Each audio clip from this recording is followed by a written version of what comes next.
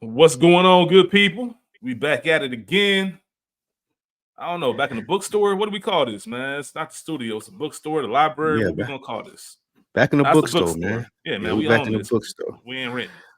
Facts. We own this store. Just putting new chapters in here every week, adding Yep. new books, doing all the things that we do as authors of this great thing, man. Making some wonderful feedback. Shout out to you, Rich, for being the engine of this thing, making it roll like it is rolling right now. Shout out to Mo. Just happy to Just be here, man. laying that foundation, man. You recognize the voices. We back at it again. This is book 2, chapter 6, another week in the books, hosted by the one and only illustrious Spike Lou. I'm his co-host, Rich, Kyron, whatever you want to call me, man. It is what it is. A lot of different monikers, a lot of different podcasts. You kind of know what it is. It's funny you said that, Spike, because you talked about being the engine. And I meant to hit you up and say, hey, man, if you ever got something that you want, because I feel like I've been just naturally been having ideas, and you just been like, Yeah. all right, bet I'm rolling with it. Because all Yeah, these I think ideas that's been flowing to me, and I was just like, man, Yeah. I haven't really taken the time, and this is something we talk about. We talk about conversation and just communicating. I think we both understand each other well enough to know it ain't no thing. But I had been thinking, like, let me take the time and make sure I not sit down, but ask Spike, is there anything you want to talk about this week or anything particular, just versus just shooting off these ideas? Because next week I think next week that's gonna be a real special episode. I think it speaks out to what we always say, how we have similar personalities. Because it's ironic that you said it, because I thought the same thing this week. I was like, man, I hope Rich don't think I'm just making him, well, not making, but I got him doing everything, because he like been coming up with all the topics, and he got the dope edits on there. He said he working on, but I hope he don't think that I'm just, whatever you need from me, I'll be able to do it. It's just like, you've been having it, like we've been agreeing with the ideas that you've been sending over. And you and I both like to keep it simple. Like, it ain't got to be too complicated as far as that. Yeah. So yeah, so dope, it's been man. working, but I am going to, start working on some of the ideas. Oh, yeah, I do have one in mind that I like throw out there now, so we don't forget it, because I'm real bad at forgetting it too. Okay. And it was just like who having a conversation about who you can be yourself around. Like, I know like that. Yeah, like we wear these different masks, and like we do these different things with different people, and even like it can be your mom. Like, you ain't got the same face on with your mom that you do with like me and you talking, or like with somebody at work. But then which one of those is the real you? All of them the real you? Which one of them you feel more comfortable in? Like, just having a conversation around that. I definitely want to do that. That's a hell of a conversation. I'm more, It because there's is. layers to it, like you mentioned. Because It is, man. In order to even have that conversation, you have to have an understanding of who you are. Facts. And like you That's said, what which version of yourself is the actual you? Which one do you take to bed with you and wake up with every day? Facts. That's a fascinating conversation. I'm more than welcome to have that. Great. So yeah, we can definitely do that. I've already pitched the idea. This idea I had was almost a year ago. Back when Mo was still in Another Week in the Books, it was going to be a Culture Garden, Another Week in the Books crossover episode. And then the premise of it, because there was a piece of art or a little mini series that was going to be the premise. But then I thought, like, you don't even need that. That's just for reference. We can have that conversation without it. So there's some people that I think would be good for the episode, and have an overall conversation. We'll talk more about it. Once I say it, you'll remember exactly what it is. But I'm excited to hear that. It's a fascinating time. Yeah, I think we can do that next week. I think that'll be a real fun, great talk, because it kind of stemmed. Like I said, I had the idea about a year ago, but switching it up stemmed from the conversation you and Mo had. I can't remember which chapter it was in book 1, but it was the chapter where you were talking about how you can separate people. You don't care enough about people to be on some like, oh, they fucked up in real life, so I can't listen. Like, I don't. You're not a real. You would think you're an item. You're an entity to me. You're not a real person to where I'm invested enough in my feelings to even care enough to be like, oh, I'm about to stop listening to this or stop watching that because. And I think there's a big conversation to be had around that. There's going to be some moments where you have to hold the mirror up to yourself, see if you're a hypocrite. Because we do as humans, and this is all just a human element. We pick and choose who we get mad at, who we don't, who we let slide. There's moments where people do some nut shit, and we knew them in real life, we wouldn't rock with them. But because Right. of their talent, we might give things a pass. So it's just a fascinating conversation. Like I'll mention this next week when we had to talk, but somebody like Gibbs, like, you know, I'm a Gibbs fan. I really enjoy the way he raps, but man, as a human being and a man, and some of the things you hear about and some of the, you know, it's just, bro, I can't rock with you, and it's like almost Yeah, him and shameful. Like, bro, 16. it's and I've used this example before. Like, you can't. Who can you proudly even be a fan of? Right? It Yeah. seemed like the list is dwindling down, but we'll cross that bridge. We'll have Yeah. that conversation. Yeah, I got a lot to And say about that one with some yeah, people. I think it'll be. I don't think it'll be fascinating, man. And I know someone. I'm thinking about bringing Ray P on if she's available, and I got another homegirl who cares a lot of these sentiments as well. And I Probably the think one when that it said, comes, probably the one that look at me no, no, no, different. no, no, no, nope, nope, nope. This is somebody else. This is somebody who would actually side with you, and I think Oh, it's okay. important. Yeah, I want to treat it like a moderator. I want y'all three to cook and just kind of give the questions. I think most says this all the time. Four can be a little bit much at Mm-hmm. times. And I like the idea of just driving the conversation and letting y'all cook. When you in the studio with talented people, you just let them work, man. Just put the balls out on the court, man. Let them run the plays. You know, it's just that easy. So we'll have that convo, man. But besides that, pleasantries, man. How you doing? How you feeling? How your week been? Absolutely, man. Pleasantries. Good. Been okay. You know, shit happens. Life or life sometimes, but you life through it. That's what makes you, you know, who you are. But I'm here, ready to have a great conversation with a great man, and Appreciate that, my give the brother. people give the people what they want, what they sign up for a week. Because I know one of the burdens of responsibility that exists. And I said this before. Like some weeks you'll get you like, man, I don't even feel like doing this. But then by the end of it, you'll be like, man, I'm glad I did. It was shit that I need to get off my chest that I didn't even know. And I feel like this will be one of those conversations, and a lot of people will get a lot from it. So I'm good. I'm good to be here. Been sticking to the routine, sticking to the list, getting it knocked out, doing what we needed to do there, working to get better. I will say, finally got deep off into that Monk Who Sold His Ferrari. I had just started. Love it. Let Shout me out to my ask you a guy Dro question. for recommending. I love that shit. Let me ask you a question. I'm glad you brought that up because you mentioned this on deck last week, not this week's Mhm, episode, but last week you mentioned I was gonna put on, and I mhm. hit you up and I told you that's my book. Now that you're into it, when you described, I didn't say anything because I was just gonna let you read it. When you Yeah, described it on deck, yeah. I'm like, oh, he ain't into it enough to really kind of peel back some of these layers. I wonder if his Mm-mm, mind's gonna change about what this book is about. mm-mm. Because It yeah, has yeah, not. yeah. Did it change your mindset on, like, if you were to describe it? Abso-fucking Yeah, yeah, yeah, man. Abso-fucking-lutely. It's helped me this week. Like, as Yeah. immediately as this week, I'm only on chapter 7 now, Mm-hmm. and for y'all wanted to go read it. I don't know if there's such thing as book spoilers, but like the first maybe 4 or 5 chapters is telling the story about, you know, that the lawyer guy and The lawyer, yep. how he's good at what he does. And now I'm at the point where he's went on a journey and he found the monks, and he's came Mm-hmm. back and he given his homeboy the sauce. And I'm right at the point where he just told his homeboy the fable about the sumo wrestler being in the jungle, having the pink thong on, or what the fuck it was. And then he's going through the symbolizations of everything in the fable. Oh my God. I didn't want Yeah. to cut it off. I pulled up to Yeah. where I was going. I was like, I wanted to sit in the car for and listen to the rest of it, but I got to get back to it. I'm excited about finishing, man. It was a great book. I see why you like it though. But Yeah, absolutely. been a It's good changed. week, man. What? Go ahead.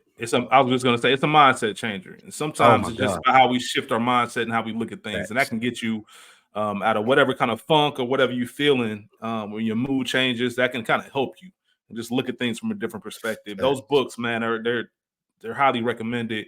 Check it out, Robin Schwarmer, The Monk Who Sold His Ferrari. I guarantee you will look at things and really understand the value of what's important in life. By the time you finish that book, um, you know, it'll fuck around and have you wanting to sell all your items and just go live in the mountains somewhere. Like, It it's crossed my one of them. mind, like, when I was listening to it, like, maybe I need to pull one of his, hit this little journey like he did, man, run into Hey, them monks. man, Hey, absolutely. boy, But but yeah, it's like one of my them books, week. like The Four Agreements. Like, it's one of Oh yeah. those where you'll always remember reading that, and it'll always stick its head up when you need it.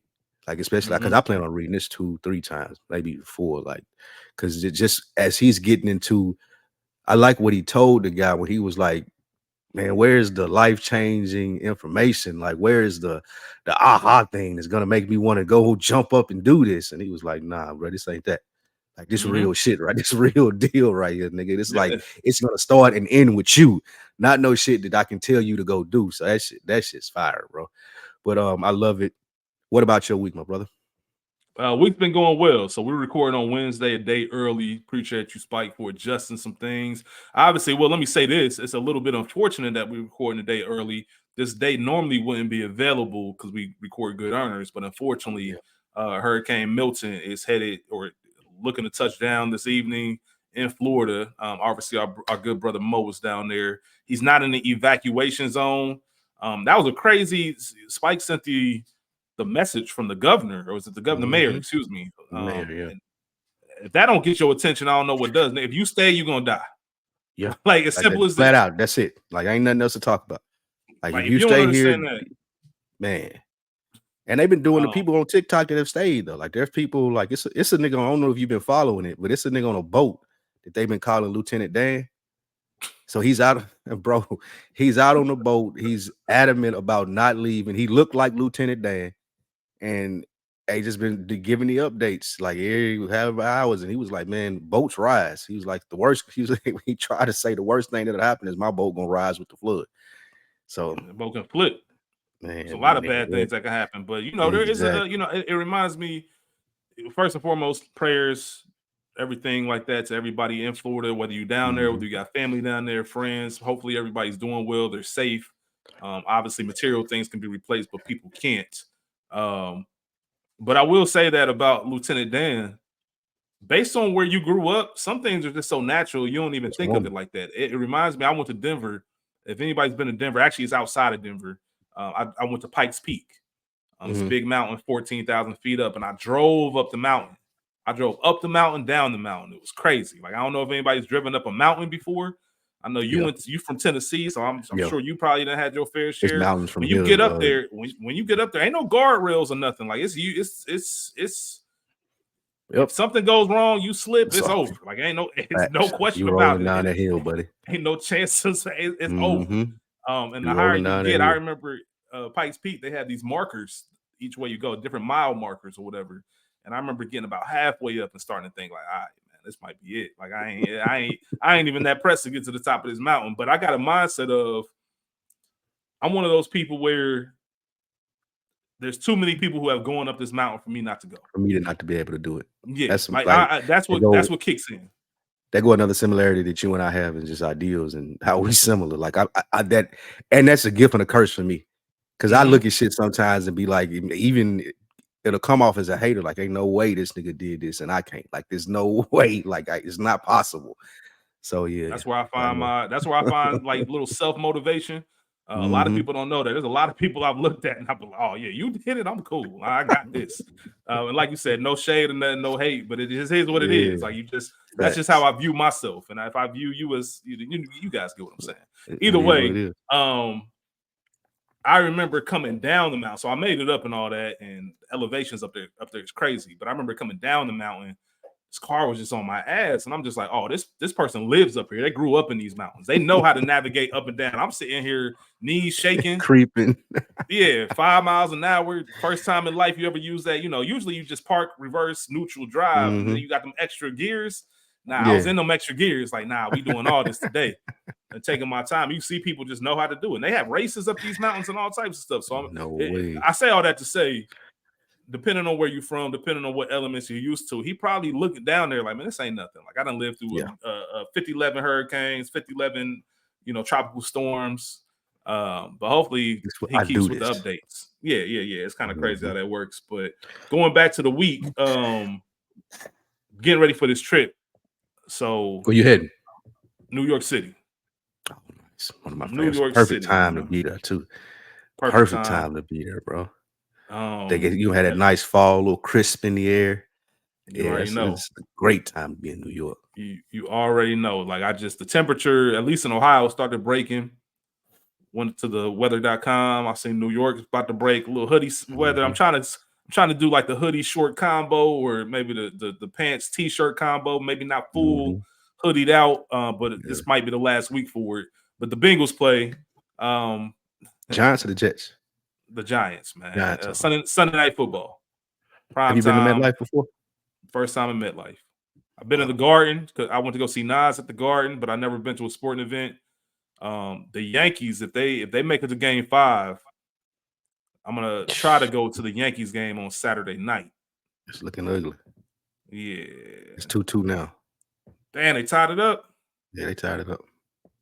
All right, man. We'll see how that goes. But either way, looking forward to it. New York's a dope city. Just never enough time to do everything you want to, man. It's just I don't even know what we got going on, but That's I how know we're if gonna I go to the was game. if I was as wealthy as I wanted to be, New York would be like at least a 3-month stay for me.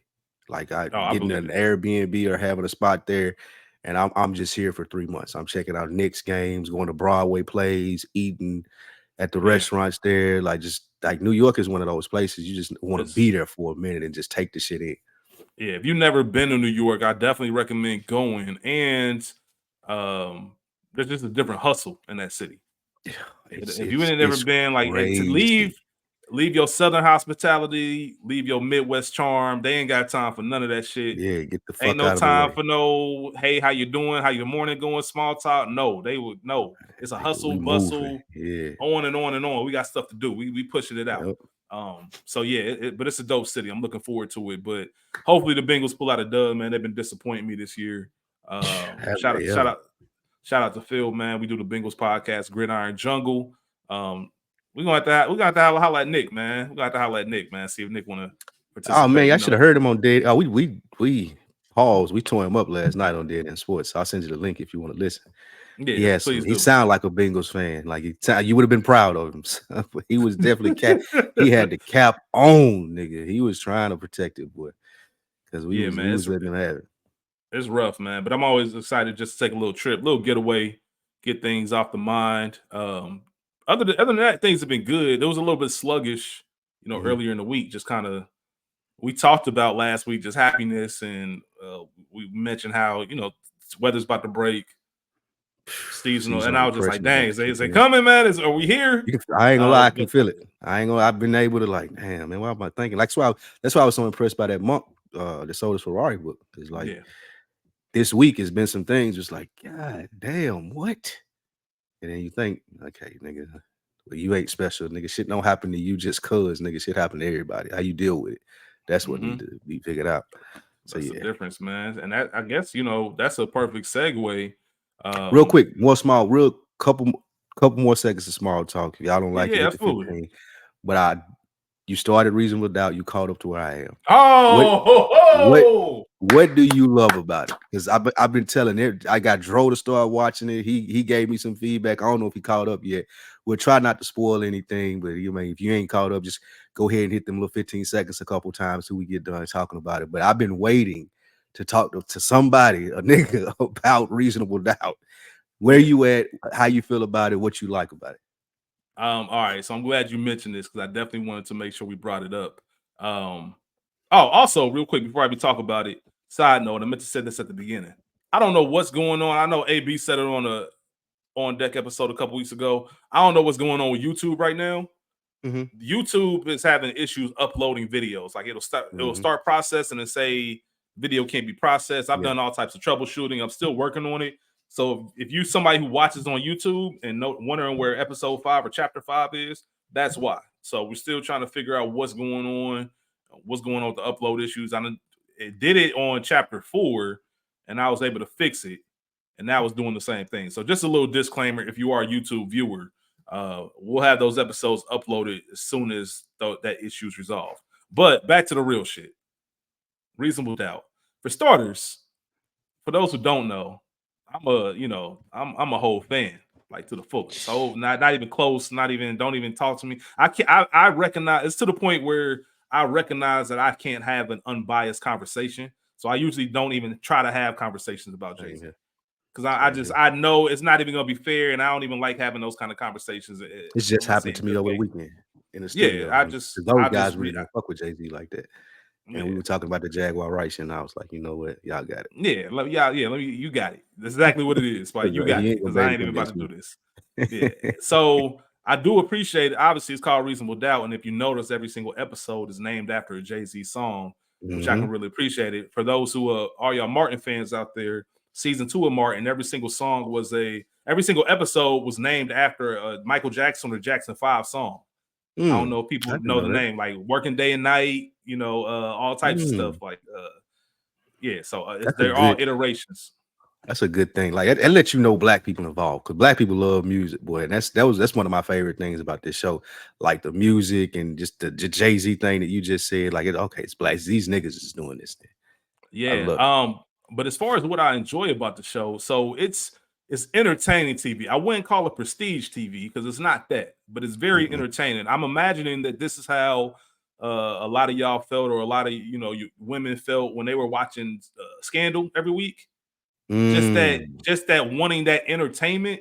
Yes. I know it's a different lane, but from an entertainment factor, from knowing like, okay, some of this stuff might be a little bit far-fetched, but it, like Jake said in Training Day, man, it's 99% bullshit, but it entertains me. Now, this is not 99% bullshit. This is actually a good show with good acting, incredible acting. For one, I gotta tip my hat. Shout out, I can't pronounce her name, but my girl we just call her Jack Stewart. Listen, Jesus, I'm in love. Jacqueline Stewart. Like, I love you. I see you. I appreciate you. I want to make sure you're safe. I want to make sure you're good. But you hit the nail on the head, really, Spike. It's just seeing black people be black and not anything else. Because there's certain, when you said there's black people in the room, that's 100% right. Because there's certain moments where Jackson will hit you with the nigga. And that's a black, like you can only do that. Even the timing of it. Like, you only do that if you black and you live the black experience. And it makes it real, because we're not a monolith. And I love the fact that there aren't any like drug dealers or anything like that. It's literally everything that you can see black people doing. You got a video game designer, a lawyer who's still on some nigga shit. Yep. But trying his best. You got a lawyer, you got a therapist. A mechanic, the therapist. I love him. He be bodying it. The paralegal, the lady, her secretary / paralegal, like it's just her girlfriends. Her girlfriends, and they all in different walks of life. I love the camaraderie of knowing that they have a history in the past together. Some of them childhood friends, some of them met later on. But even the black decisions, as far as they need to go to couple therapy and they decide to choose a black therapist. And there's a certain moments throughout the show that make you appreciate it. You're not overthinking it. Like, you just look like you're looking at people. And for me, I like looking at television that I could see myself in or could aspire to be. Like, I could aspire to live in that world and be in that life. You know what I mean? It makes me want to kind of like, all right, then, man, where my, let me see if I can, get my shit together. Yeah, find me a Jackson, something like that, or whatever the case may be. It's just real fun, man. It's a fun show, and it's suspenseful, and it leaves you with the oh shit moments. And there's certain things. I think the writing, especially the second season, because if you know how the first season went and Jackson, her marriage and all that, there's a moment in the second season where it could have went down a certain path, with Morris Chestnut character. Bodying it, by the way. I like no pause and everything, but the way this nigga is being a black man on TV, like not only am I that nigga and I can get the bitches, but nigga, I'm cold at what I do. Like, I ain't like I'm sonning these old partner white men at the law firm. Oh yeah, my dad, he the godfather of this shit. They in awe of him because of his dad and just having that legacy. You see that as a black man. Like, I love that shit. And he's carrying it with. It's funny you say that, and we'll get into the episode here soon, but there's something that I enjoy. I remember on Culture Guard when we did the Crash episode, we talked about the movie Crash. And I know it was a big deal at the moment, but if you go back and watch Crash right now, there's a lot of like message moments, and it's just beats you over the head with certain things, and I don't like that shit. Yeah. I do appreciate the real moments where you ain't even got to say it, but you understand what's going on. So what I mean is, there's a moment in season 2 where Morris Chestnut's character is in the office, and the two white like lead dudes come in the office, like, we're gonna go grab a drink. You want to go grab a drink? And he don't want to go, man. I got work to do. And he's, they hit him with the kind of the eye, like, all right, man, maybe next time. But he understands that as a black man who's trying to make a name for himself, I gotta play this game. Even though I don't want to, I have to say yes, but I'm still gonna flip it to the point where, hey, do y'all like cigars? Yep. And he took them to the black my spot. spot. I ain't going where we go. I'm going to my spot. I'm going to my spot. Y'all can come. Even made a little joke like, white people ain't really allowed. That's why I had to come to the back door. And them not even knowing that was a joke. We knew it was a joke right away. I knew he was fucking with them. But just that feeling of, instead of me always trying to fit in your space, you come in my space. And knowing that a lot of people can say no to that. But us in certain positions, when you only got 2 people in this entire firm, even though Jax is a partner, she's still the only a woman and black woman. So just knowing how to navigate and how to, all right, man, we go get the cigars, get the bourbon, the whole 9. Yes. And when you have, like you said, nigga. Go ahead. Well, real quick, when you got aspirations, you got to do shit like that. Like, it ain't I can just sit in my office and be good at my job. Like, that shit, in the level that they on, in the game that they playing, you got to do shit like that. So it was great, like you said, how they played it. Go ahead. Not spoilers. This ain't really a spoiler, but I got to ask you about this, Spike. Okay. Jax do some shit. So, all right, for those who don't know, if you don't plan on watching, Morris Chestnut character for this new season, he's the lead counsel on this case that they're working. Right? Jax is too close to it. She got too much going on in life. She can't be lead, but she does know. Why can't I think of his name? Cash. Yeah. Cash. She knows that he can do a good job. She brings him into her firm. That's kind of like private counsel or whatever. He's trying to get a reputation name for himself, raise that national profile. Jax at the beginning of it is still not she's still not letting go some of that lead counsel shit. Right. She's still kind of going behind his back, doing her own plays, and one of the moves backfired. So Lisa Morris Chestnut character pulling up to her crib on some, yo, what is you on? And her husband was home. Hey, bruh. That's, like I said, that's black people shit. I love, like, what I loved about that scene. And again, not to spoil, I love that he wasn't too quick to jump the gun. He let it cook. And then as soon as, like, it's like when you boiling water and you see it start to boil up, like, whoa, my nigga. Yeah. Like, I don't know what I love this response to that. And he was like, nigga, I don't know what you think this is, but that ain't gonna happen ever again. Like, I love that. That was real cheap. Exactly, he told him that. I respected the fact that, hey, you're not about to come in my crib and talk any kind of way to my wife. I don't care what it's about. I don't care how wrong my wife is. That's just not gonna happen, especially in my presence.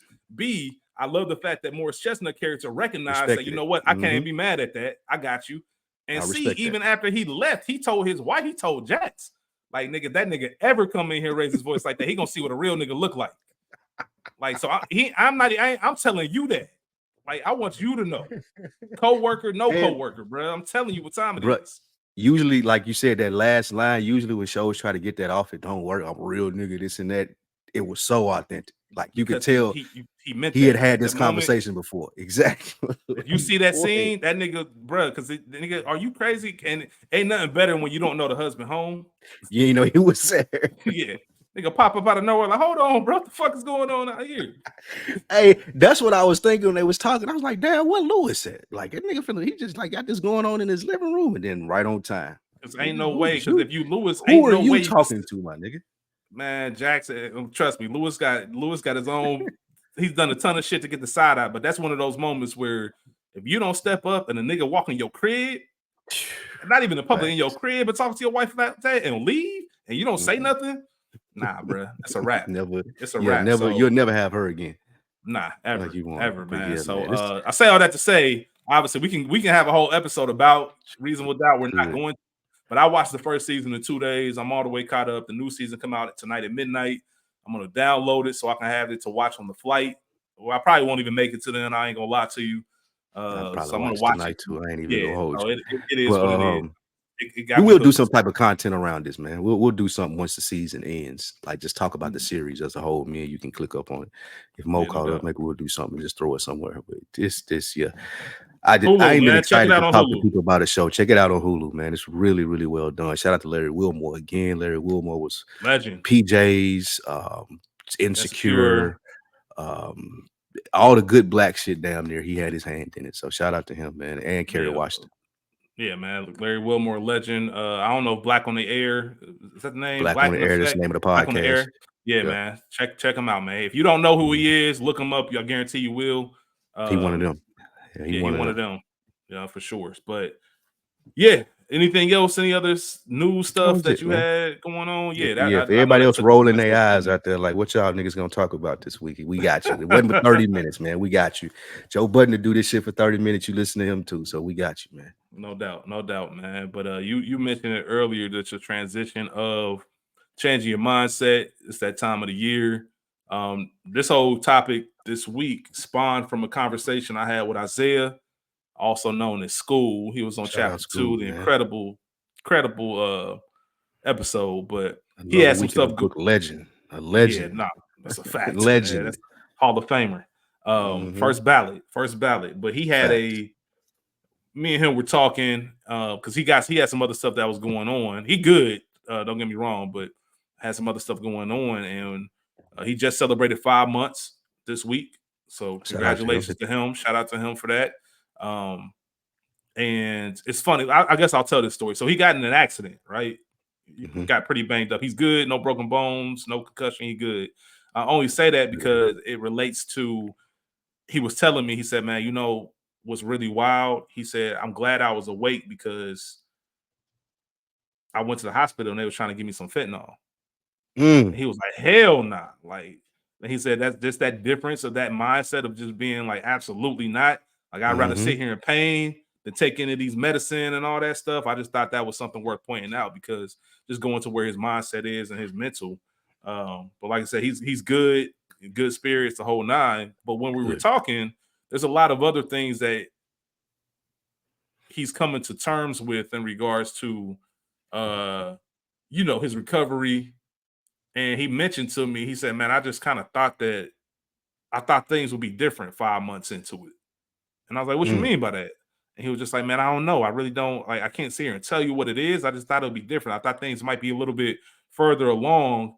And me and him had about an hour-long conversation about a lot of things, but especially that, and just me sharing that same sentiment with him. Because as a creator, it doesn't even have to be creator, no matter what you're doing or what you're striving towards, sometimes it can feel, and there's going to be those days where it's just like, man, I don't know if I got it in me. I don't know if I can keep doing this, or I don't know how much longer I can do this with some kind of ROI, return on investment, or whatever the case is. Or, so like School said, I just thought, I feel I'm old, or whatever you want to do mentally, however you want to phrase that. I feel like I should be further along than what I am. And I don't know why this isn't clicking. I think of that Kanye line on Touch the Sky, like, man, these niggas that much better than me. Like, sometimes you can get caught up in looking at people around you doing certain things, or looking at people in your field or in the same area as you, and they might be progressing a little bit, and you looking like, damn, these niggas, this nigga he ain't that much nicer than me. I promise you. Like, I'm right on the same level, if not better. How was his shit popping off and my shit still where it's at? And I wanted to just have a conversation with you, Spike, about that mentality and kind of where it comes from. If you feel that same way about certain things, and before you even get into your opinion on it, as someone who's been in this game a long time, right? A long time. And I know you have the mindset of, man, this is all means something. It's all building towards something. What it is, that can be determined later. But I know that I'm not doing this in vain. A lot of people quit. Yeah. What is it that keeps you? Because it's not 3 months, 4 months, a year, 2 years. You've been at this over a decade. You know what I mean? And a lot of people just either A, they find a different passion, or they feel like I've outgrown this, or or C, maybe they never believed in it to begin with. Maybe it was just something to do. Right. I'm curious to know what it is about you. And I think people are looking at me in that same boat. Like, man, every time I pop up, you doing this, or you recording. And because they so used to people starting stuff, especially since the podcast wave was like really booming, and everybody and their mama suck talking about I want to have a podcast, and they drop a couple episodes, and now they not to be heard from again. You know, no shade or anything like that. I'm just saying, like, there's a disconnect there, and I'm curious to know why yours hasn't disconnected, and what is it that when you feel, because you're super talented, man, like you're one of the best podcasters that I've ever heard, and that's whether I know you or not. I mean that sincerely. So I know when you have that much talent, sometimes you look at the outside and just be like, man, nah, I swear once I get on this shit, like, it's over. Yeah. Do you ever feel that, like, hey man, I'm not where I should be? All the time. All the time. It's like a reoccurring feeling, especially when you see, like, we see Jason Kelce and Travis Kelce signed for 140 million or whatever the fuck it was, or you see Charlemagne get Black Effect off the ground. I see what Joe do every week. And this is not hating on any of those people. All of those people are talented. They have large fan bases. I love what Joe does. I'm a big fan of Joe. The other Charlemagne, Kelce, Travis, both of Travis and Jason Kelce, I respect what they do. I'm not as big a fan. But yeah, that jumps up all the time, and it's a light side. Well, not a light side and a dark side. It's I think about it the right way and the wrong way. The wrong way that I think about it, and probably I'm way too hard on. Well, I won't even put it right or wrong. I know that I could do even more.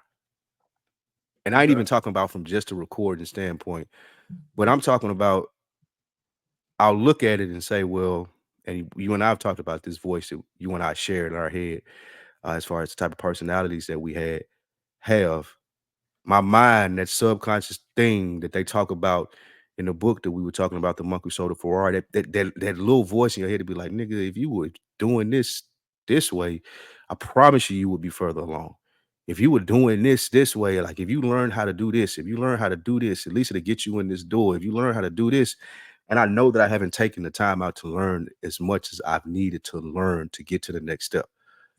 And that's what I constantly tell myself. And it's like what you said, if this motherfucker can do it, I know I can. However, an arrogance for me sets in where I depend on the talent and say, well, maybe I'll just let the talent take me there.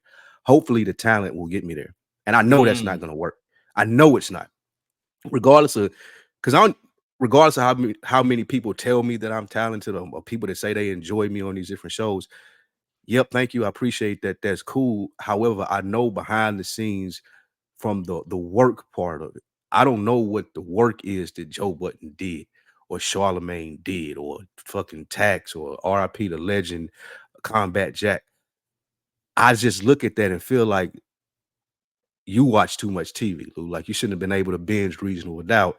You shouldn't be able to play NCAA football. You shouldn't be able to just fucking sit here and chill on a Saturday because you're tired from the week, because you're trying to go somewhere.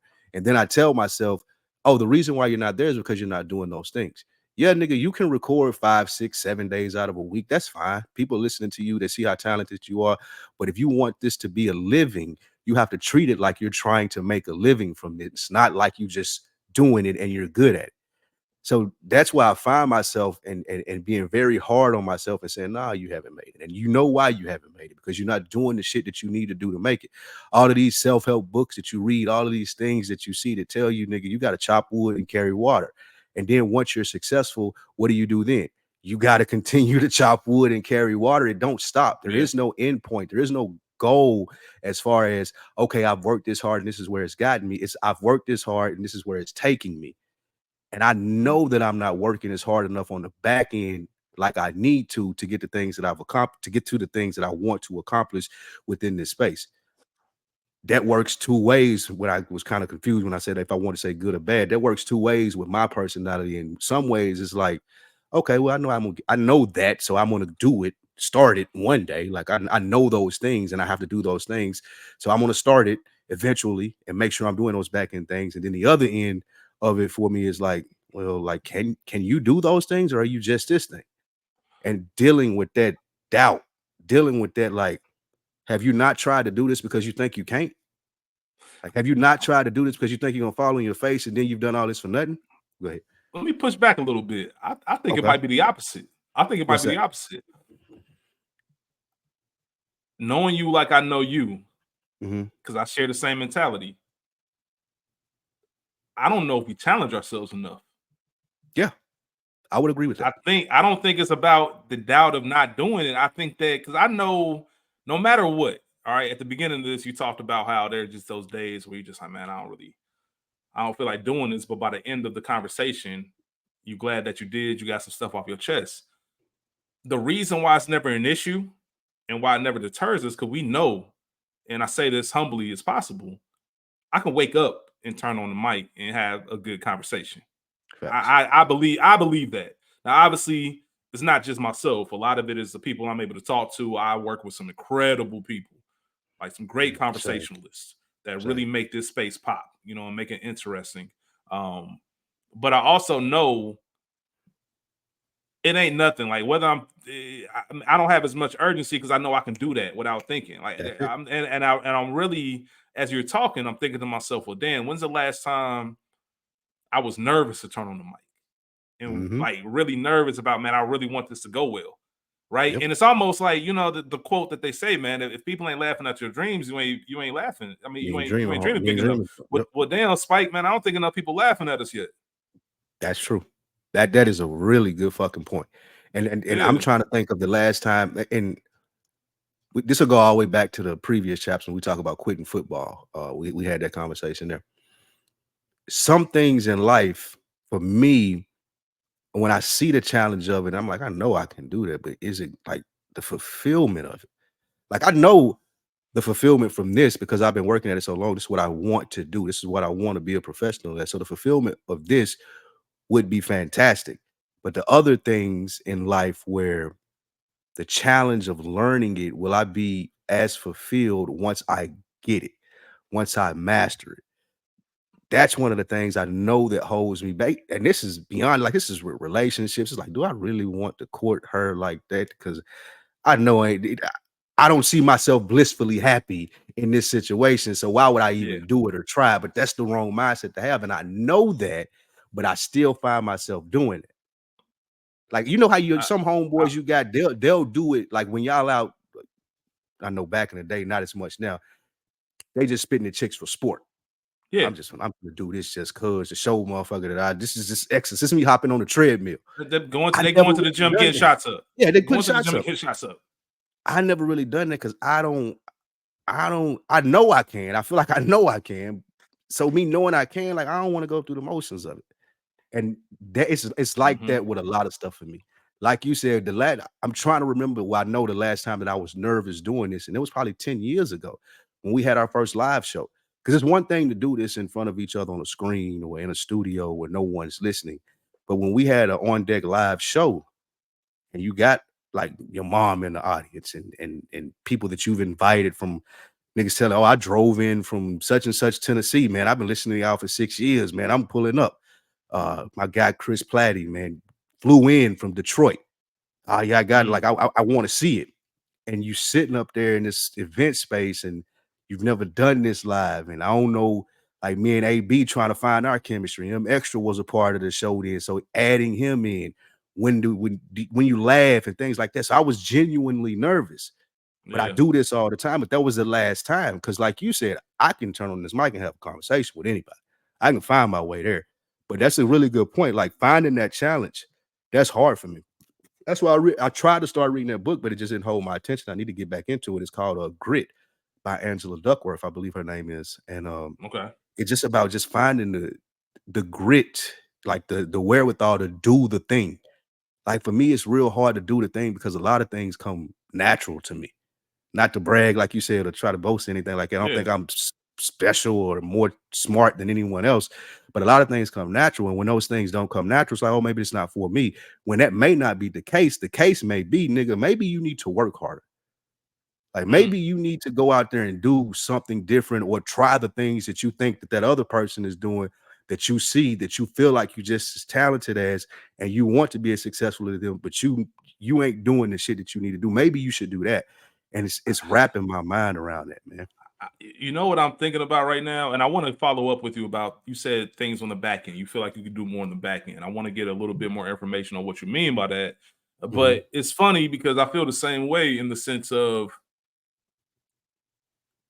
I know, and I have this weird feeling, right? I have this weird feeling because I'm very much, if I don't feel like doing it, I'm not going to do it because there's no in between with me. Like I'm not even going to be able to fake. You're going to know I don't want to do this. And I'm not even trying to bring that energy to any space I'm in. And I don't even want to be I don't want you to, if it's your first time seeing me or meeting me, to feel that way about me. Because when I care all the way. We going all the way in. But if I don't, it's whatever. Like it is what it is. But it makes me think of American Fiction. For those of you seeing the movie with Jeffrey Wright, that dropped last year. I ain't got to see it yet, but I'm familiar. Well, long story short, he's an author.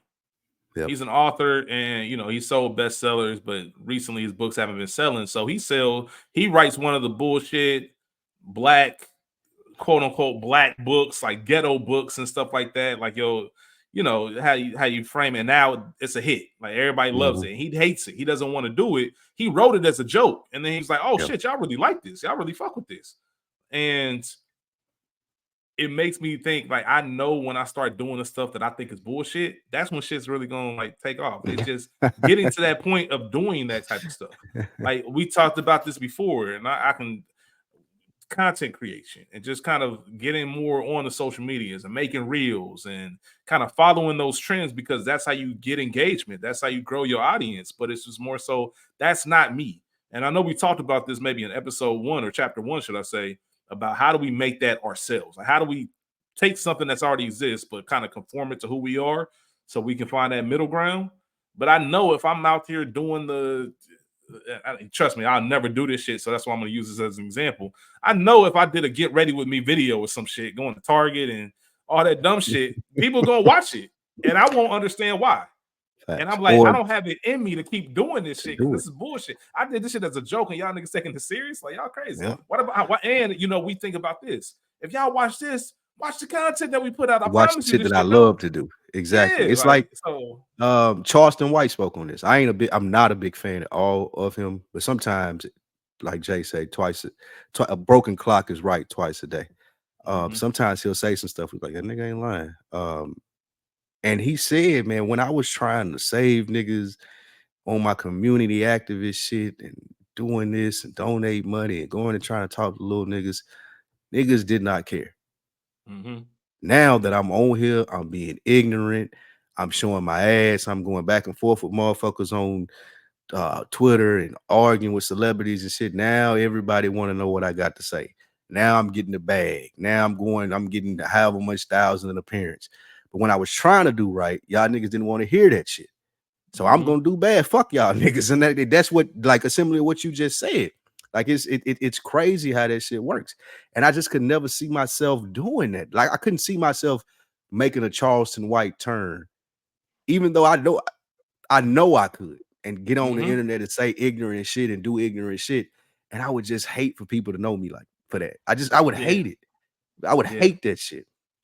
Yeah, I feel you on that. That because your rep is all you got. We come from that kind of mentality of, man, my name is my name. My name. And it ain't so for me. I don't even want you out there playing with me like that. It's not content over everything for me. But it seems like the people who are most successful, it's that for them. Like it's content over everything. And I have to wrap my mind around it and how that looks for a person like me to do it. And I wanted to quote you gave the Kanye quote. My quote for the episode of the song, I was just listening to the album. It was like, this can't be life. And he was like, when I'm surrounded by, God damn it, I just had it. About 93, 94. I'm like, damn, I'm going through Mac it. Drop. Yeah. I know exactly what bar you was about to go to. Yeah. Like right there. Damn, I'm gonna be a failure. Surrounded by drugs and drug paraphernalias, cops, courts, and their thoughts is Cinderella's 3-time fellas in shorts. Man, come on. That's how I feel sometimes when you look at it. They're like, not of course, not the same terminology, but like, damn, man. You see shit happening for people, and you're like, shit, what do I need to be doing? But that I always think of that verse, that part of the verse. That's a bar. That's why I knew exactly, because I felt that way before. Like that mentality and the way, the way Jay uses his words, like 93, 94, like around the year the Big and Mac drop and Illmatic rock. Like, so you see all these people around you. Jay-Z, I know these niggas. Like, I know these niggas. Just because we don't know him yet doesn't mean the talent ain't there. Like I'm me, and I feel like I'm that 94 right there. Like I'm seeing everything around me pop, and it's like, you have those moments like, damn, I'm really ain't gonna make it. Like I'm really, gonna be it. That's one of the things. Like I was talking about the book. Well, I'm gonna keep mentioning it because I want people to read it. The Monk, the Soul is Ferrari. That's one of the things that I have on a loop in my head when I am feeling like it. Like, nigga, remember Jay-Z rapped about as late as in whatever year that came out. I think it was 2004 the Dynasty came out. I don't know. I don't know what year the Dynasty came out in 2000. Okay, so 2000. Jay-Z thinking that and actually putting that out there, and now looking 25 years later and seeing what he is. Fucking billionaire, nigga, and married the hottest bitch in the game, all this stuff going on. But at one point in time, he was thinking like, nigga, am I gonna make it? Like, nigga, I'm right here on the block, nigga. I'm still getting it in. So that's motivation as well, as far as like just remembering him saying that and seeing where he is now.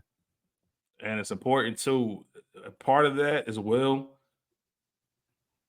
is being patient and really trusting the product. A lot of this is just, man, I think about the late great Nip, and I just think, man, he the only difference is Didn't quit. I ain't quit. I just I ain't didn't quit. quit, man. And trust me, there's nothing Nip says, man, and that's why on the Heart Part 5, when Kendrick say, man, and make sure all my kids watch all my interviews. Like, cause Nip's got so much game and it's so authentic that he's just, listen, man, I don't have anything special other than this work ethic and the fact that I just didn't quit. Like, I don't care who's buying my stuff, I don't care who's selling. Every person, every single time if we put this in podcast form, every new download, every new listener, that's just adding more to the arsenal. And if I keep going, one day it's gonna pop because the talent's gonna like shine through. But it's such an oversaturated market that you do have to do some things on your own to make sure you're doing your part. So I want to circle back. You mentioned the back end. There's more things that you could be doing. What is that? What do you think that is that you could be doing more? And why aren't you doing it? Great question. One is what we just hit on a little bit as far as just the content creation, like going and doing these long format conversations on a weekly basis. That's amazing, but that's not for everyone either, especially if you're trying to cross over to a larger audience. I know there should be like videos of me sharing my opinions on things that are about 2 or 3 minutes long, max, like on a weekly basis, maybe 2, 3 of those. Just because everybody not looking for podcasts, bro. But if a motherfucker hear you talk for 2 or 3 minutes and find something interesting on a consistent basis, then they go, who is this nigga? Man, why do I keep seeing this nigga on my feed? What is he talking about? Why is this person sharing with me in the group chat? This person who said this thing, I need more of that content out there and doing more of that. But then you and I talked about, I don't know what that looks like. I haven't really tried to figure it out. Like, I haven't sit down for a full day and been like, let's hammer out what a 2 to 3 minute video or a TikTok video or an Instagram reel or live video of Spike Lee would be like. I don't do that enough. I know I need to do that because the exposure in this thing, like I've proven to myself, that was who I was trying to prove to, because I think I've mentioned it on here. I got a phone call from my guy Sam G, and this was maybe, I know I've said this before, so I ain't gonna harp on it, but this is maybe 2.5 years ago. And he said, yeah, because he'd been listening to On Deck. We went to high school together. And he was like, bro, yeah, you guys do the podcast and you do On Deck, but I mean, what's next? I've been doing this for a minute. I was like, okay, Nick, I'm gonna show you, not in a bad way, but Nah, I get it. That's the motivation. That's what, yeah. And he's one of the few people in my life that like can call me and say that, and that motivate me, and me look at it that way. We open with each other like that. And then that's when I started doing Dead End Sports. And that's when I started working with Dead End and doing all the different stuff with them. And then I met Mo, and then of course you. And now I look up from somebody telling me, okay, yeah, you do On Deck and you have a podcast, but what's next? To that same person, we talked Tuesday. He was like, man, I'm blown away by what you do on a weekly basis. Like, I couldn't even wrap my mind around. Like, you're having a conversation with a person that's telling you at one point, yeah, you do this, but so what? 2.5 years later, that person is telling you, like, nigga, how do you do all of the things that you do now? Like, I'm impressed by what you've done and what you've turned this into. And then he still even found a way to challenge me, because that's what Sam, he's like, okay, so what's next? Yeah. Like, why aren't you doing this now? Why aren't you doing that now? I'm trying to use that for motivation to take my next steps in the own twisted Michael Jordan, Kobe type of way. Like, okay, now I see what you're saying. However, yeah, that's what I had to prove to myself over the last 2.5 years when I was just doing On Deck. And I said, oh, I have a podcast. Yeah, that's great, nigga. Whip-de-doo. But now when someone asks me that, I've told you, like, I don't even like answering it now, because I get to running off what I do, and then the motherfucker look at me crazy, like, oh, well, what you doing in this office then? Like, why are you working this night? Like, you got how many shows and how many people listen? Like it's just, I know that I could do more. Long-winded way to answer your question. Back end stuff, more content, doing more short-handed stuff to lead to the long stuff, taking away some of the lure, but leaving enough to where people are still interested, but also giving you a peek behind the curtain, like Mo said. Like, there's stuff that I could be doing as far as having conversations in the studio before we record that I could put on my Instagram, just to have more people following me that are interested in that stuff. And even stuff like what you're saying, like learning to produce. Like, I know if I knew how to, because I ain't never take time to do this. Mo kind of teased me about this a little bit. He's like, you're really just an on-air talent. Like, but I know if I have if I had found time to edit videos or edit audio or do those things, that probably will put me in a room with people that will help me further my career. But I just haven't took the time to do that to learn those things. I don't know if I agree with that 100%. Which part? Because talent, the producing part. Oh, okay. I think talent is talent. Like I think this comes from working with Ray P so much. Yeah. Like Ray P is so talented that as a producer, I don't want her thinking about anything else but being herself. Like, don't even get boggled down with this shit. I promise. Like, I will be I'll be the Dre to your Snoop. I'll be the Quincy to your Michael. Like, just be you. Like, be a star. And I look at you the same way. I don't know how that's going to change anything as far as that. I could be wrong. Obviously, I'm sure. We'll get a text from Mo. What I mean by saying that is this: I do work. I'm still in corporate America, and I want to make a transition. However, if I knew how to edit audio or edit video, and I filled out, iHeart is looking for producers, or iHeart is looking for audio producers, I can fill out that application and be like, okay, I know how to do this. And then that talent comes with me. And then you're in a room with people who have the opportunity to move you further along. The only way I get in that room now is just like what you said, the talent, not the other stuff. And sometimes the other stuff gets you in the room, and then the talent, they see that, and then you go from there. All right. Yeah, I think, well, before I even get to that, why aren't you doing it? Let's go back to that part of it. Why aren't you doing it?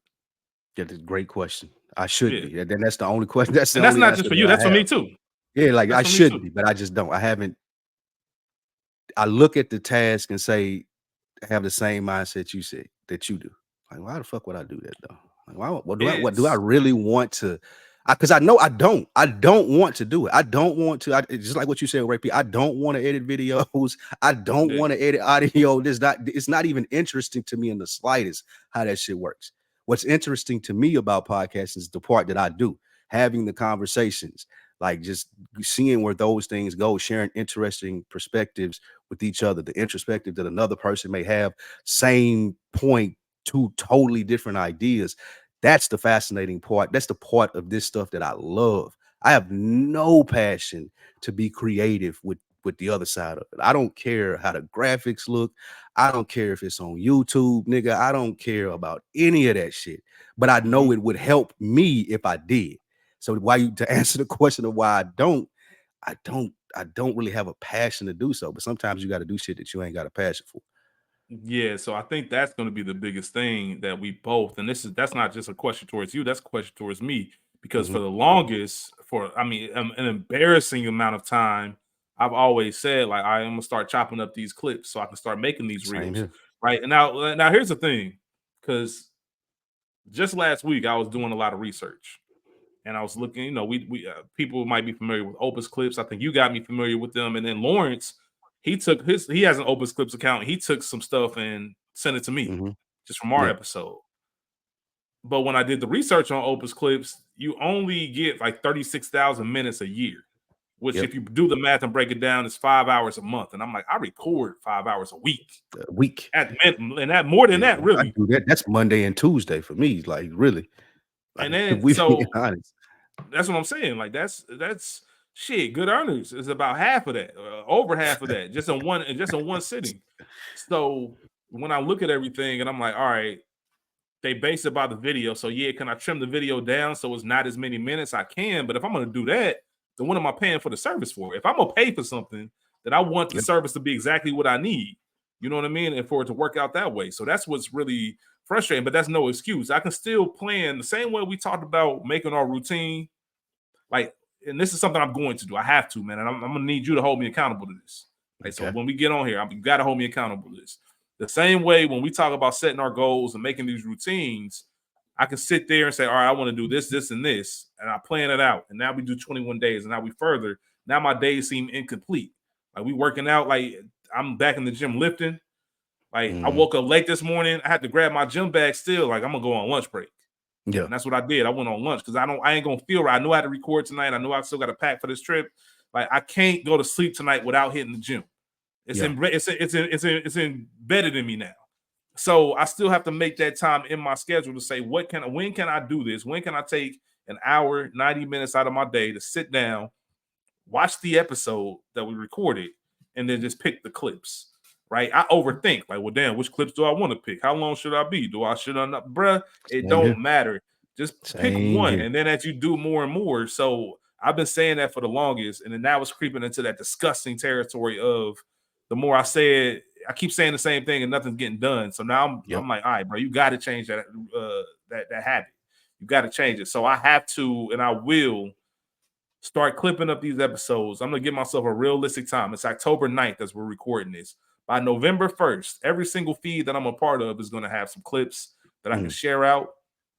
And I can go and send out and put that I'm actually gonna take the time to click up for the best content and go from there. Just to get things started. And if you know what, if it doesn't work, it doesn't work. If there's a different routine or approach that needs to be taken, that's fine. But at least I need to check off this box for yourself and make sure that it's not this. Okay, it's not that. All right, now what? Do I need to reach out to like a marketing firm? Do I need to, or what other avenues can I take? Because at the end of the day, all of this stuff is going to be. You don't just invest your time; you invest money as well. You and I have a similar, exactly. You and I have a similar thought process, and that is like, well, do I want to do this, or like, what if it don't work? But what I'm trying to wrap my head around, and again, I'm going to keep mentioning this book, like, nigga, you're not special. You don't get to go through life, and I'm talking to me. I ain't like, you don't get to go through life and say, well, everything that I tried to do, I was able to achieve it. Like sometimes, like what excludes us from having to fall on our face? And I don't have that mindset enough. Like I have this mindset where, like you said, like I'm arrogant in the sense of I can do. I know I can do that. I've seen him do it. I know I can do it. That's halfway satisfying for me, knowing that he figured it out, and I know I'm smarter than this motherfucker. But still doing stuff to where I'm like, all right, that didn't work. That didn't work, and that's cool, but it was part of the journey that I'm on, and I'm smart enough to be able to make a pivot or to learn as to why it didn't work. That's one of the hardest things to accept as an entrepreneur is, nigga, some ideas are not going to work. But that's one of the biggest things that hold me back. I'll get too much in my head. I'll have a conversation with a motherfucker, and I don't like something that they say about the process of it. I'm like, okay, I'm not doing that. It's like what you said. I'm not doing that because what I just heard this motherfucker say, or I see what type of personality they have, and I don't have that personality, so I probably couldn't do it. And I give myself all of these excuses to avoid doing it because in the back of my mind, I feel like, well, I may fail at that. And then I'm I won't say sensitive. I don't know if that's the right word, but I'll get in my feelings about not being able to accomplish something. I'm really hard on myself in that sense. I'm really hard on it. Like, nigga, you couldn't figure that out. Like, nigga, you went to go take, like, how is that possible? I thought you were smart. Like, that's my inner voice talking to me saying that. So trying to avoid that as well. Do you deal with that at all? Yeah, I deal with not having a real grasp of how other people view me. And I think that holds me back a lot of ways. Cause I've told this story before, but I got a homegirl. When I was moving to Cleveland, she told me, she said, you should document your move. You should document you exploring new restaurants, new places. And I literally looked at her and said, who the fuck would want to watch that? Like, why? And it wasn't even on it. I wasn't trying to be funny. I genuinely asked her, like, why? Like, why would someone want to take time out of the day to watch that? And she was like, I think you would be shocked at how many people want to know more about you and just want to kind of see more of that side. And I'm like, that's just weird to me. It's a mental hurdle. It's a mental block. Yeah. Like, why? So Spike, why can't I just say, you know what? That's a great idea. I'm gonna do it. Right? Why can't my initial fact be that versus like, who the fuck would put it? Why would I do that? It's a compliment too. Like it's one of the highest forms of compliment when she's telling you, like, nigga, I see it. I'm interested in it. And I suffer from the same thing. And I know people get tired of us probably saying that we have similar personalities, but it's like more than 3 to 4 people have told me, I mean, you should write a book. Because I sit here and talk to you just about some of the shit that you're familiar with, or just a different perspective that you have on something. And it's fascinating. Like you should document, like you said, you should write a book about some of that shit. And I'm like, nigga, why the fuck would I do? Who gonna read a book that I wrote? Like, nigga, what would they read? What would they even fucking read my book for? But again, it's a compliment versus you saying you right, being like, man, you know what, you right. I should figure out how to do that and at least give it a try, make it an ebook and make it short and just see how I like it. If it's something that I could build on. But so when you say that, it just made me realize a lot of this is going to come down to why am I doing this and what is the motivation? Is it for me or is it for something else? And you got to be able to accept that, because as we're talking through this, both of us are on the same page as far as, well, that's not serving. That's not self-serving to me, right? That's not self-serving. I'm not motivated by that. That's not something I'm inspired by, so I'm not going to do it. And I'm realizing right now, real time, where the switch needs to happen is we need to change our mentality of not everything's going to be about you. Sometimes you have to be open to doing things for other people and for the content. And when you look at it from that perspective, it makes doing those things easier. So it's almost, yes, there are certain things that I have things that I can keep for myself, like these recordings, Another Week in the Books. Those are like self-passion project, Culture Garden. Those are things that I do and I enjoy. Those are the things that I do for myself. You got to balance it out, and now you got to start doing some shit for other people. Facts. That's a really good point to come to, because I don't know, like, damn, it's like you in my brain when you say that now, because I mentioned my guy Sam, and he'll send me some stuff. Like just recently, he sent me this. He does it a lot. He sent me this. He's a big fan of Starlito. And he sends me this interview that Starlito was doing. He was like, see, this is what you need to be doing. This is like, you need to be having this conversation with Starlito because you know him and y'all are from the same place and y'all have mutual friends. And it goes just to what you said. I'm like, why the fuck would I want to do that? No, like I Star is my guy, but I'm just not, that's not my bag. Like, I don't really consider that my bag, sitting down having interviews with people anymore. Like, we used to try to do it on deck, but it never really felt natural then. And I'm really not a big interview person. Like, I don't even really watch them anymore. I enjoy conversations more so now. You hit the nail on the head, and why I really would. It's like what you said. He sent me the text this week, and I did the thing that me and you do. I didn't even respond because I was like, why the fuck would I do that? But what you said makes perfect sense. It ain't for me. It's for people like him who are fans of Starlito and me to be like, damn, this is what I wanted to see. This is what I want. Like, all the other stuff you do is cool and it's satisfying to you and you got talent and you're doing it, but what are you giving the people? That's a really good point, Rich. Damn, man. That was a realization moment right there. In real time, I just dawned on me because I'm like, you know what? We always keep talking about, I don't want to do this. It don't do nothing for me. And I'm just like, yo, I really got to change the mindset of, yo, you got to take that mental block off and do it for a purpose outside of what you want to do, and then just see how it is. Because we always have the option of shutting it down. I ain't got to do it. If I start something else, nobody's really gonna notice too much because I still got so much other stuff going on. All right, I tried it, it didn't work. That's life, right? That's how the loss ain't a loss, it's a lesson. But the reason that I think neither one of us is doing those things, like we both asked, I just went on a rant about, man, I've been saying for the longest that I'm going to do this, and I still haven't done it. Best intentions, talk about it, haven't done it. You talk about stuff on the back end, you haven't done it. We both have that that personality of self-motivation. Like, if I'm not inspired, I'm not going to do it. And the reason we're not even starting those things is because we have to change that mindset of, it can't just be about self-motivation. It's just something to do. Just do something to do. Like I said earlier, man, ain't enough people laughing at us. Facts. And I think we're too talented. Or calling you corny, or smacking their lips when they see your video pop up. It ain't enough people doing that. Because, like, again, everybody's not gonna like you, but we playing it safe. We played it safe. I know my lane, and I've always been the cool nigga, and I operate well in that cool nigga space. Yeah. And jumping out the window or stepping off the ledge and showing a little bit more, doing something that's outside of my persona, that's something that I don't want to say it scares me, but it's just something I'm not interested in doing. I don't see the benefit in it. And I think, like, damn, it's gonna be one of those moments when I do it, I know it's gonna be like, damn, I should have done this earlier. because these are all parts of me. It might not be who I am majority of the time, but I can do this. I can turn that on. And I got to get out that space. And that's the thing. We got to change our mentality when it comes to that. So we have to start doing these things that we don't want to do. I give you a good example of a talented brother that we know that does it. Like, and it's a small thing with good earners. Like, I remember when we first started doing it, and Mo was like, we ought to wear the suit jackets. And we was like, well, why the fuck would we do that? But it wasn't for us though. And to commend Mo, he did it. He sticks to it. Mo, he gonna have a suit coat on. It's for the people. Like, he understands it. And that's why I'm such a fan of Mo as well. Like, he understands, like, okay, yeah, some people may laugh, but I have a overall vision of what I'm presenting.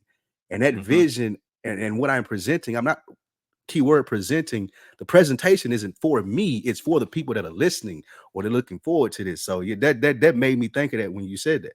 I got it. That's one of the things I have to add to my list. Stop asking myself, why would I do that? And ask, who am I doing it for? Because everything not gonna be for you. Yeah, I'm glad we walked into that. Yeah. You and I have more than enough things that are for ourselves. Facts. Right? We have more than enough.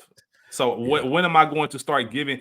Once we start giving people what they want, everything's gonna shift. Damn, that a lot of that says a lot of. I just did that this week. I do the frames per second review podcast, and on the docket was Penguin review, and then we had a conversation about movies that have held up over time, and we were going to review the Joker. And I seen the Joker was a musical, and I was like, "Hey y'all, nope, I'm not doing it. I ain't going to the movies to sit through no musical, no." But now that I'm thinking about it, it wasn't for me to go see it. It's the reaction that I would have as Spike Lee and providing that context that people who listen to the show are listening for. Because ads, like, I'm thinking now of all the times that I asked myself, and that's what I asked myself when I seen the joke. I was like, well, why would I go watch that? I'm not doing, like, no one would expect me to watch that, so I'm not watching it. I'm not going to get anything from it, but it wasn't for me. It was for the cast. And shout out to my guy, Mike. Mike was like, oh, you bitch. Like, he'll joke around. Like, he's like, you bitch. All of us sit through it and suffered. Nigga, nobody liked it. Like, that, I was like, but y'all, I was trying to justify, but y'all niggas superhero fans and this, that, and the third. But I get it now. Yeah, that was really good, Rich. And you know what? You know what I'm stick with me. You know what I'm thinking about right now? What's that? You know this is a full circle to. To this is full circle to the homework episode. Oh, facts. That is. It's a full circle to the homework episode. That is a fact, 100%. Because that, like, Mo would send me stuff, and I'm like, well, why the fuck would I lose? Like, no. But I think in my crazy world, I think that everybody thinks like that. Like, I'm thinking that I send something to somebody and they don't want to see it or don't want to look at it. I'm thinking someone like Mo, like, I'm not doing that. But he's like, no, this is for the show. I'm not doing it, not even because Spike Lee sent it to me, but I'm doing it so we can make a presentation of this information. And I'm looking at it like, well, I'm not including that in my everyday. I'm not taking 30 minutes out or an hour to do that. And that's not the right way. That is really good. I'm glad we came to that. Yeah, absolutely, man. I think that's go ahead. I was going to I was going to move to another point that I wanted to ask you about that I thought about while we were saying this, but if you had something else, I'll let you go. No. Go ahead. I wasn't about to say nothing in depth. How much do you think of what we've been talking about has to do with having, I don't know if you have one, but I don't, like, mentors and older Black men to talk to? I think we put a lot of pressure on ourselves, right? I think that we think when we're talking about to bring the conversation to, like, where I should be and where I feel like I'm at, like what we led with Scoob. I think I know for me at my age, when I was young, I 100% wouldn't have thought that I would be in this position. I don't hate the position that I'm in, but I strive to be a lot better off than I am right now. Like, there's a lot of things that I want to happen. And I look at it and, like, I'm 43, it ain't happened yet. Damn, it's just taking forever. Man, this is frustrating. But I think that's something that men, especially Black men, consistently deal with throughout life. And the reason that I brought up a mentor, at least just older Black men, we never hear from people who've gone through it that what you're going through is normal. Like, yeah, you may not be where you at or where you want to be, but nigga, I'm 50, whatever it may be, and I'm Mhm. still not where I want to be. But the journey that I've taken to get here has gotten me to where I need to be. I'm not sure if we hear enough or have enough relationships with men who have gone through it and are older than us and able to give us insight on like, yeah, this a part of it, black man. Like this, yeah, you should do this. Mhm. What do you think about that? Because So go ahead. What were you about to say? I was just gonna say, because I was just gonna cap it, but I don't have a mentor, and yeah, I talk to my dad, but it ain't really like those type of conversations, really. It ain't that. So It's- this is something in the past few months that I've started to understand the importance of, and it goes back to what we said. My mentality about a lot of things has been detrimental because I look at it like I don't need that, right? mhm, I don't see where I can benefit from that. I'm quick to shut things down before I even give it a real fair shake.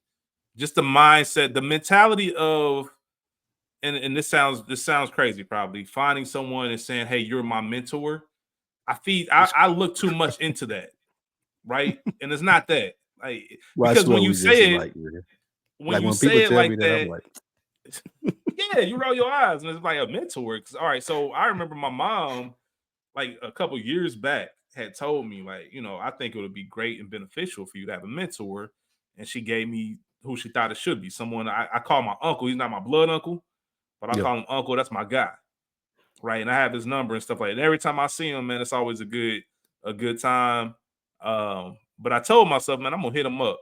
And I got my uncle, my dad's brother too. And it's the same type of thing, right?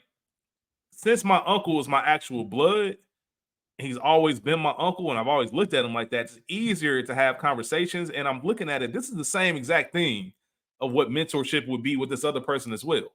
But since you're mm, looking at it as, so since someone presented to you as that's a mentor. mentor mentee at your grown ass age, you scoff at it like, bro, what the fuck?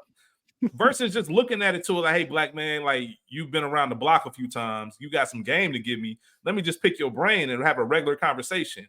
Like in my head, automatically, like I said, before even doing 1 ounce of work, I think of it as a classroom setting. I'm sitting down, a designated meeting time. Oh, here we go. Let's talk about the mentor mentee stuff. And it's really like, it's conversation about anything. Whatever's on your Facts, mind at the moment, just have to talk, man, and see what's going on. And just facts. like therapy or anything else, it might work for you, it might not, Why not? but Yeah. at least you gave it a shot. I think it's And very important because on the irony of all of this is, I've coached youth sports. I take pride in mentoring young black men. Like, I want to mentor young black men on purpose. I coach black mhm, kids on purpose. yeah, Like, you know what I mean? Because I'm at the point where I've seen some things and I can give them some game. And I'm officially old because I look at the generation and their music. I tell you when I felt the oldest in my life. I never forget. I was coaching these kids flag football. I was taking them home after one of the games, and every now and then I let them have the ox. Like, go ahead, man, jeez. play what you want. I know, right? So I think it was NBA young boy. Oh, it's gotten He younger than sampled. that. It was a go ahead. It was a nigga He they put got me on Sunday that the kids listened to. I was like, "How?" I Probably can't remember if it was a NBA young boy, but there's a song that a rapper has. It might be him that samples Michael Jackson's "Dirty Diana," yeah, that's NBA young boy. and I'll never forget just having that full circle moment. I remember being a kid, me in school in the back seat, and Patricia Russian "Forget Me Not" comes on, and me in school as kids going back there like, "Oh, this is the Men in Black song," and my pops being like, "What?" Like, nah, this came from her. And this kid don't know like that was a Michael Jackson song and a Michael Jackson sample, and it just blew my mind. And I say all that to say, man, I'm learning the generation gap is a real thing. But all of that was to say, the irony of it is, I take pride in wanting to be available and be a mentor, but for some reason, I feel like I scoff at the idea of having one myself. And that's not Yeah, always a me good thing. You can always have a mentor, even if it's in your field, even if it's in your facts. career. What move should I make? Because you'll go a lot further by networking.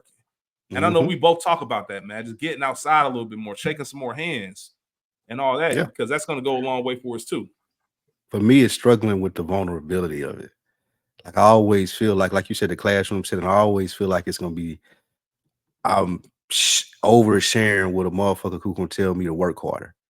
So like just not being like questioning how vulnerable I can be with the mentor where they're going to give me information that I'm actually going to use and try to do the thing. So that's one of the biggest things for me. And then I wouldn't even know where to look.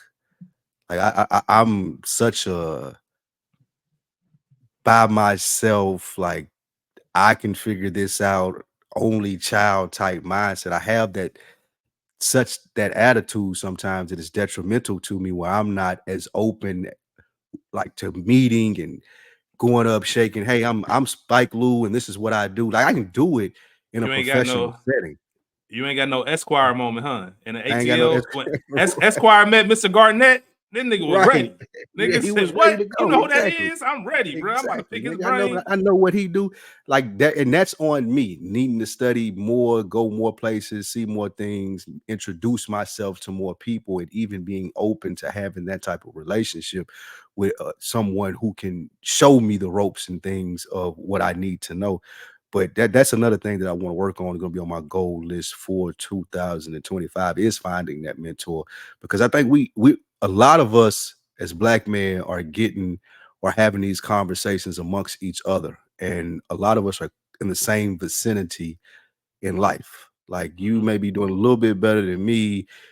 That person may be doing a little bit better than us. That person may be doing a little bit worse. It's different scales, but it's kind of all in the same ballpark. I need to start, we all should start as black men, especially our age, finding people in their late 50s, early 60s that have stuff going on. And they ain't necessarily got to be the richest or the most successful. They've just had the experience and can tell you what to avoid and can have real conversations with you. Like that's one of the things I appreciate about playing golf. Like, and this is again just me being I'm cool, bro. But like I've gone to the golf course numerous times and older black men, but hey, young blood, like, yeah, I mean, how you get into this? And you by yourself, you want to play the round with us? Oh, no, I'm cool, bro. Like, just on some, I came out here to be That's who dolo. you are. I got Yeah. my headphones on, bro. Like, I ain't trying to, I don't even know y'all niggas. And I don't like, you know what I'm saying? I don't know how long y'all been playing, how good y'all are, how y'all gonna look at me for fucking up shots and shit. Like, I ain't doing none of that. You know what I'm saying? So, You know what's funny as you say this? what's that? I remember a homegirl. I was this is back when I was in Cincinnati. I got this homegirl, and me and her were chopping it up, went out for a drink or something, and she was telling me about she had went out. She was talking about this friend she had just met. Like she just randomly met her. She was at the bar, and they was chopping it up, and they were the girl came up and approached her. They just hit it off, exchanged numbers, and it was cool. Like, yeah, we about to go to dinner on this night and stuff like that. Just I'm like, huh? Like, Spike, it was a mind-boggling conversation. And I was like, what? Like, I don't understand. She's like, what do you mean? I said, I don't understand how you just met this stranger And y'all going out to and dinner. y'all just exchange numbers and y'all just cool and kicking off one interaction. She was like, yeah. She was like, that wouldn't. She was like, you mean to tell me, because we was out at a drink. She was like, you mean to tell me if like this guy down here just came over, started talking to you, wanted to exchange numbers? I said, you know how weird that is to me? You know how quick I dismissed that nigga? Like, get the fuck out of my face. Now I don't know. And I'm thinking about this now, and there's nothing wrong That's with funny. that. Like, there's nothing, but It it's ain't just the really. mindset of it. Like, why do you want to hang with me? Like, I don't get. I literally said Yeah, that to her. Like, why would he want to hang with me? I don't get that. Like, that's weird. I'm the But same way, bro. now I'm thinking, like, damn, how many connections could you Have have you missed had out on? just on some, Because yeah, that's just on somebody happened. you That's never know. happened. Like I've been chilling at the cigar bar and like, and it wasn't on no funny shit. I don't want nobody to think that, but I've been sitting at the cigar bar and you sitting there chilling, and the older motherfucker come talking to you, and it's like I'm thinking like you think like, why is this nigga talking to me, bro? Like, what do he got going on? Like, why? Like, what? I'm here chilling. I'm smoking my cigar. Like, what would be the purpose of me having a conversation with you other than hey, cordial, oh man, nice play, right? But again, the personality that we have, Rich, like I'll go to the sports bar, the motherfucker start talking to me about the game. Like, bro, I didn't come here to talk about the game. I came here to watch it. Mm-hmm. I ain't even gonna hold you, but that's just standoffish and something that I need to work on as far as being that mentor and just expanding your circle. Cause I am 100% like that. Like you just telling that story, I was blown away. I know when I was in a relationship, my girl would do that a lot. Like she would have like, oh yeah, I met her, or the Uber driver was this. And I was like, how you know that? Like, how would you get in a conversation with the Uber driver about that? Mm-hmm. And then like when we would go Yeah. places and she just talk to people, I was like, I'm good. That happens all the time where people talk to me, and I trust me. I sometimes I make a point to not look approachable. Yes. Like, I'm trying to be like, don't even come. I'm not in the mood to talk, and people still do it anyway. And recently, I've been trying to learn like that means something. That's got to mean something, right? There's got to be some kind of message in that, and maybe I need to open up a little bit more when it comes to certain things. I think that's the That could universe be a whole talking. Look, nother. That's a like whole we like, different. That can be a deeper conversation too, just look, about the mindset of why that's so odd to me. Like that. I mean, literally the same exact thing that she just met this random friend and they going to dinner. The same thing happening to me just seems extremely like left field. It doesn't even make sense. I can't even yeah. grasp like why that would even be a possibility. Why would I even consider that doing that? And I just think it's a very interesting convo. You were gonna say something. I didn't mean to cut you off. I was just saying it's like I think you're right in the sense of, and it is a deeper convo, but we we have these things in our mind that we want to happen in life, and whether you're a religious person or you believe in universe or whatever it may be, those things start to happen for you, but sometimes we just lose attention of it. So, like, I do believe you, like what you're saying, like, it don't tell you who those people were that I shunned off and was like, okay, cool, man, nice talking to you. Let me put my headphones back in. Or, I'm cutting the conversation short just because I don't like what do you want? I don't want to talk. I don't know you. That's the universe putting those people in front of us, like, no, this is what you were asking for. It's like the story of I know you've heard this before. I just seen it again on they had it on West Wing, and they had it on just now. I just watched it on Boardwalk Empire, and it was like Mhm. flood. You gonna know it once I start telling. The flood came, and this guy, he asked God to help him through the Mhm. flood. First guy came through with a boat, and he was like, "Nah, I'm waiting on God to save me." Second guy came through in a helicopter. He's like, "Nah, I'm waiting on God to save me." And then another guy came through on whatever, like a boat as well. And he's like, waiting on God to save me. And then he died. And when he got to heaven, he was like, "God, why didn't you save me?" He was like, "Nigga, I sent the boat, I sent the helicopter, and I sent another boat, and you didn't Yeah. fuck with neither one of those." And that's how I feel sometimes, as far as like things like that.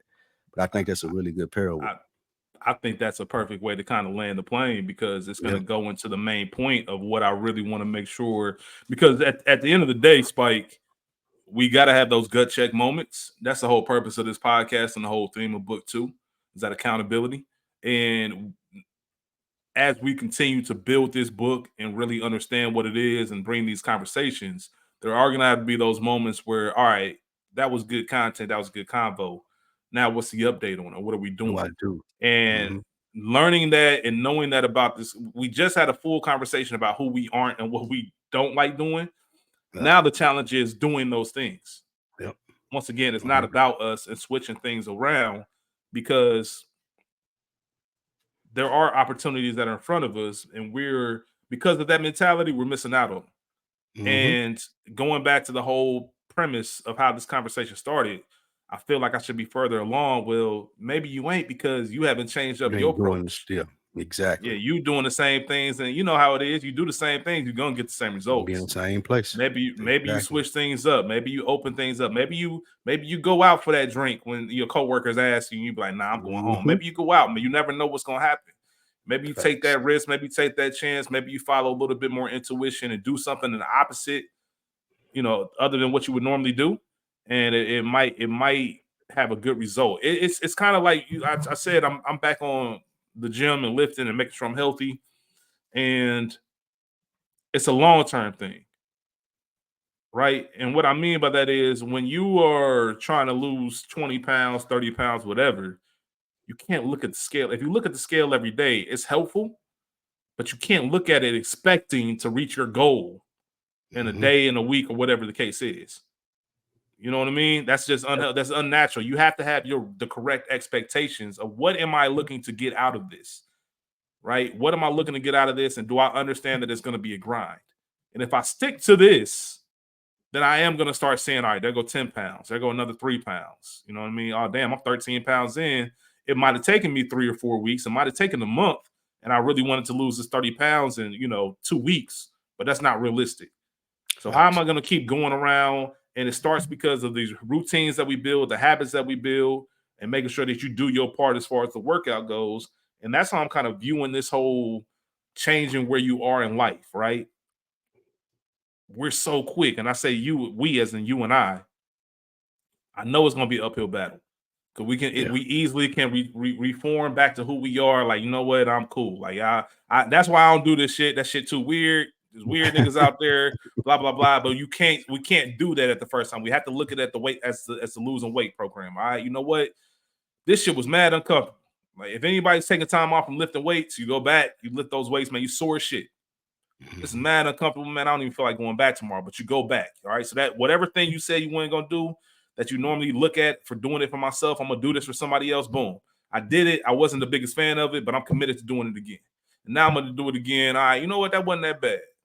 Now I'm gonna do it again. You know what? I'm actually kind of, I'm not all the way there yet, but I might fuck with it a little bit. And piece by piece, day by day, week by week, month by month, you look up 3, 4, 5 months later, because we always talk about the quote, it's October 9th, right?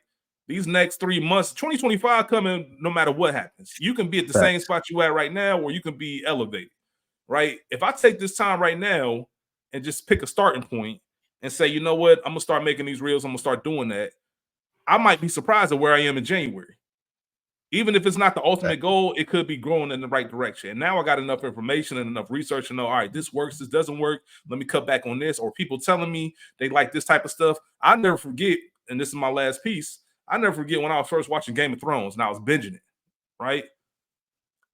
I was flying through those episodes on some Reasonable Doubt shit. And at the end, and this lets you know how long ago it was, because I was on Facebook. I was still on my Facebook, but I rarely use it. Every time I finish a season, I would do a recap of like just what my thoughts were. And like I did season 1, and I'm getting feedback, and I'm doing season 2 to the point where people hit me up like, hey, I can't wait to hear your recap on season 3. I can't wait. And I never would have thought it. It was just me like really fucking with the show and wanting to get my thoughts out there. And then it turned into, I got hella people out here like, yo, when you ain't finished with season 4 yet, we waiting. Like literally hit me with those comments. And it's like, damn, I never would have thought that would have came from me just sharing my thoughts. And I think if I open up and do more of those things for other people, you'll never know what's going to come from just stepping in that lane that you're not comfortable with.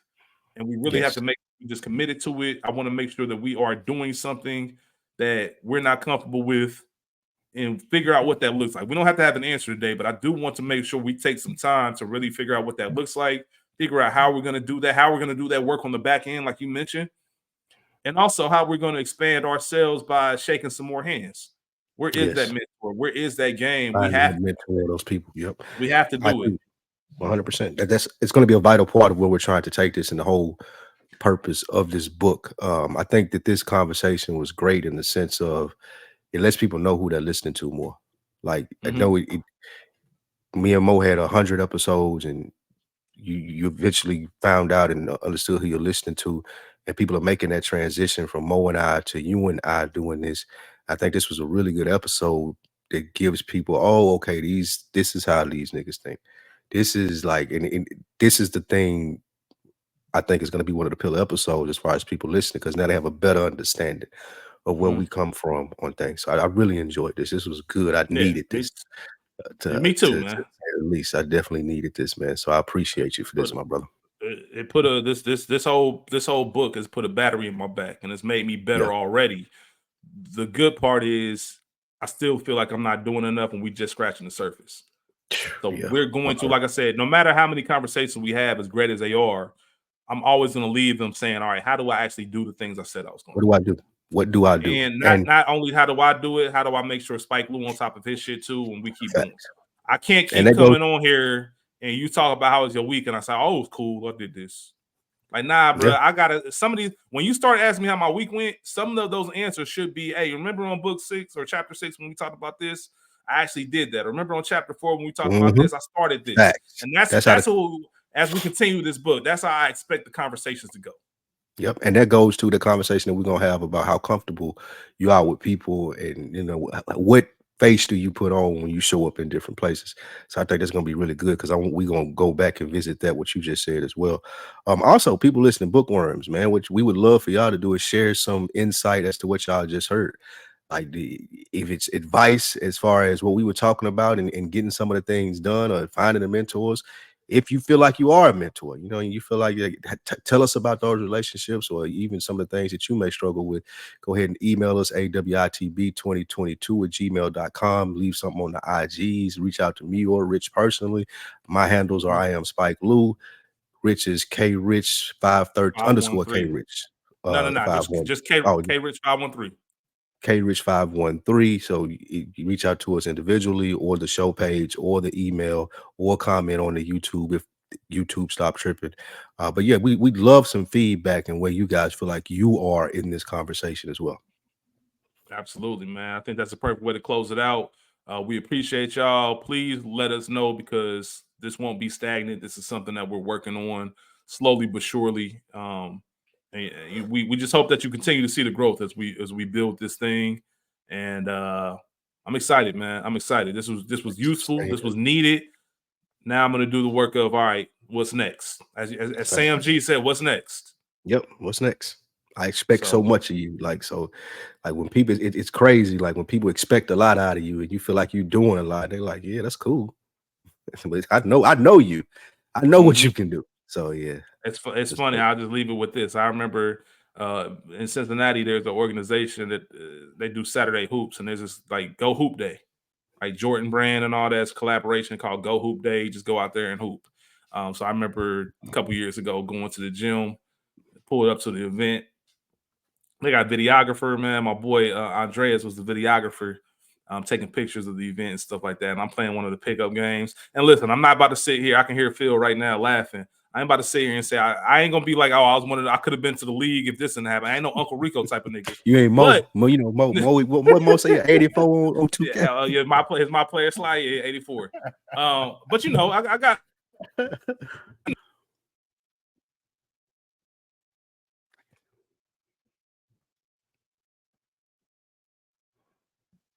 My bad, y'all. Microphone came out. But I remember hitting a nice little move for game. Like, you know, a little hesitation, pull up, game. I looked around, Andreas recording, right? He wasn't recording. I'm like, come on, I went up to him, like, hey, bro, I just hit this game when you ain't got no footage.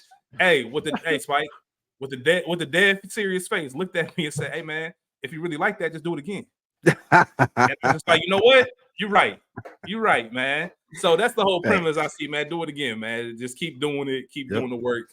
And it's all gonna pay out. So we appreciate y'all, man. We really can't do this without y'all, the bookworms out there. We're gonna continue to build these episodes, build this book, add these chapters.